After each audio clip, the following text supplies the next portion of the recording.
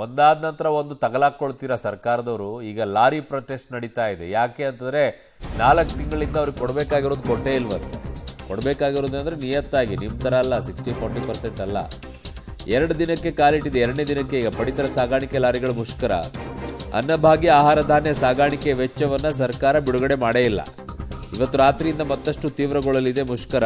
ಸರ್ಕಾರಕ್ಕೆ 15 ದಿನಗಳ ಗಡುವನ್ನು ಲಾರಿ ಮಾಲೀಕರ ಸಂಘ ನೀಡಿತ್ತು. ಅದ್ಯಾವುದು ಕೂಡ ಭರವಸೆ ಈಡೇರಿಸ್ತಿಲ್ಲ. ನಿನ್ನೆಯಿಂದ ಅನಿರ್ದಿಷ್ಟಾವಧಿಯ ಮುಷ್ಕರಕ್ಕೆ ಕರೆ ಕೊಟ್ಟರು.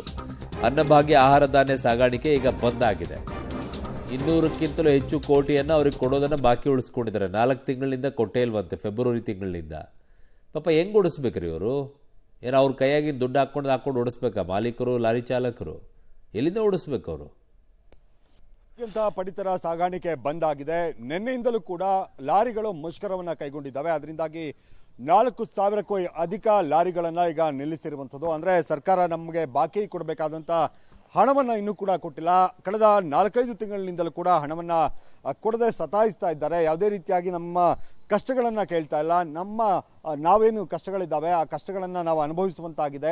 ಅದರಿಂದಾಗಿ ನಾವು ಯಾವುದೇ ಕಾರಣಕ್ಕೂ ಏನು ಲಾರಿಗಳಿದ್ದಾವೆ ಅದು ಕೂಡ ಅನ್ನಭಾಗ್ಯಕ್ಕೆ ಸಂಬಂಧಪಟ್ಟಂತೆ ಸಾರ್ವಜನಿಕ ಪಡಿತರ ಸಾಗಾಣಿಕೆ ವಾಹನಗಳೇನಿದ್ದಾವೆ ಅವುಗಳನ್ನು ಸಂಪೂರ್ಣವಾಗಿ ನಿಲ್ಲಿಸುವಂತ ಮುಷ್ಕರವನ್ನ ಕೈಗೊಂಡಿದ್ದಾರೆ. ನಿನ್ನೆ ಬೆಳಗ್ಗೆಯಿಂದಲೂ ಕೂಡ ಮುಷ್ಕರ ಶುರುವಾಗಿರುವಂಥದ್ದು.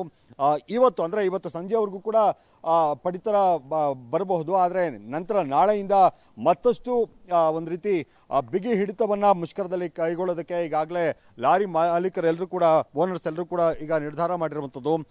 ಸರ್ಕಾರ ಇದುವರೆಗೂ ಕೂಡ ನಮಗೆ ಮಾತುಕತೆಗೆ ಬರುವಂಥದ್ದು ಅಥವಾ ಬಾಕಿ ಹಣವನ್ನ ಪಾವತಿ ಮಾಡುವಂಥದ್ದು ಯಾವುದರ ಬಗ್ಗೆ ಕೂಡ ಸಭೆಯನ್ನು ನಡೆಸುವಂಥದ್ದು ಅಥವಾ ಮಾತಾಡುವಂಥದ್ದು ಯಾವುದು ಕೂಡ ಆಗಿಲ್ಲ. ಈಗ ಗಮನಿಸ್ಬೋದು, ಇದು APMC ಮಾರುಕಟ್ಟೆ ಹಾಗೆ RMC ಯಾರ್ಡ್ ಏನಿದೆ ಇಲ್ಲೆಲ್ಲವೂ ಕೂಡ ಗೋಡೌನ್ಗಳೇನಿದ್ದಾವೆ, ಪಡಿತರ ಇರುವಂಥ ಗೋಡೌನ್ಗಳು ಎಲ್ಲವೂ ಕೂಡ ಈಗ ಬಂದ್ ಆಗಿದ್ದಾವೆ. ಜೊತೆಗೆ ವಾಹನಗಳನ್ನು ಗಮನಿಸ್ಬೋದು.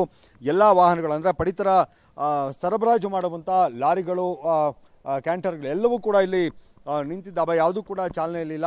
ನಾಳೆಯಿಂದ ಈ ಮುಷ್ಕರ ಏನಿದೆ ಮತ್ತಷ್ಟು ಸ್ಟ್ರಾಂಗ್ ಆಗಿರುತ್ತೆ ಅನ್ನುವಂಥ ಎಚ್ಚರಿಕೆಯನ್ನ ಲಾರಿ ಮಾಲೀಕರ ಕೊಡ್ತಾ ಇರುವಂಥದ್ದು. ಒಟ್ಟಾರೆ ಪಡಿತರಕ್ಕೆ ಸಂಬಂಧಪಟ್ಟಂತೆ ನಾಳೆಯಿಂದ ಮತ್ತಷ್ಟು ಸಮಸ್ಯೆಗಳನ್ನು ಎದುರಿಸಬೇಕಾಗುತ್ತೆ ಜನ ಕೂಡ. ಕ್ಯಾಮರಾ ಪರ್ಸನ್ ಸಚಿನ್ ಜೊತೆಗೆ ಮಾದೇಶ್ ಆನೇಕಲ್, ಪಬ್ಲಿಕ್ ಟಿವಿ, ಬೆಂಗಳೂರು.